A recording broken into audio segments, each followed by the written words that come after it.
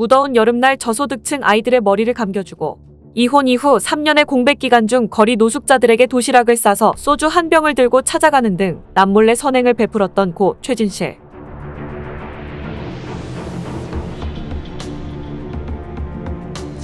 고인은 어려운 상황 속에서 밀양 사건 피해 학생과 어머니에게도 경제적 지원을 했다는데요.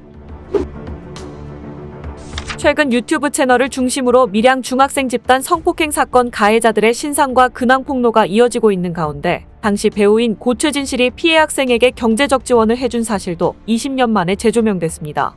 지난 6일 온라인 커뮤니티에서는 2004년 밀양 성폭행 피해자에게 도움을 줬던 최진실이라는 제목의 글이 확산됐는데요.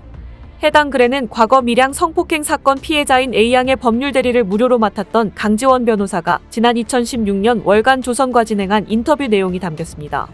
당시 최진실은 CF 모델을 맡았던 건설사로부터 품위유지 의무 위반을 이유로 30억 원의 손해배상 청구 소송을 당했는데요. 이때 최진실의 변호 또한 무료로 맡았던 사람이 바로 강 변호사입니다.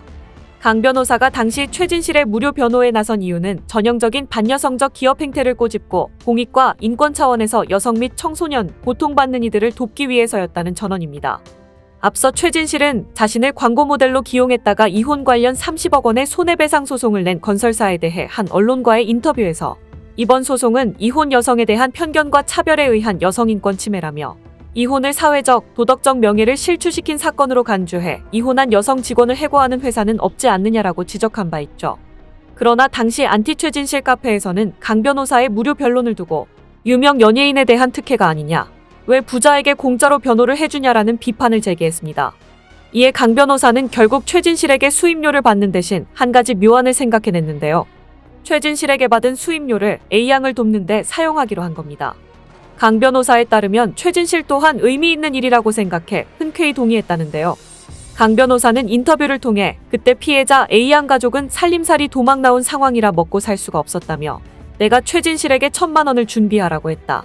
500만 원은 성폭력 상담소 지원비로 보내고 나머지는 피해자 어머니에게 보냈다고 회고했습니다. A양은 가해자들로부터 5천만 원의 합의금을 받았으나 이 돈은 아버지와 고모가 나눠 가졌고 피해자에게는 한 푼도 돌아가지 않은 것으로 알려졌는데요. 그러면서 강 변호사는 밀양 사건이 언론에 보도된 뒤 난리가 났다.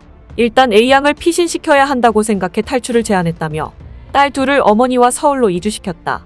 처음에 피해자를 받아주는 학교가 없어 교육청에 이런 학생을 받아주는 곳이 학교다라고 항의한 끝에 한 고등학교로 전학했다고 설명했습니다. 한편 밀양 중학생 집단 성폭행 사건에 가담한 44명의 학생 중 형사처벌을 받은 가해자는 단 한 명도 없었던 것으로 전해졌습니다. 범행에 적극적으로 가담한 10명만 기소되고 20명은 소년부에 송치됐는데요.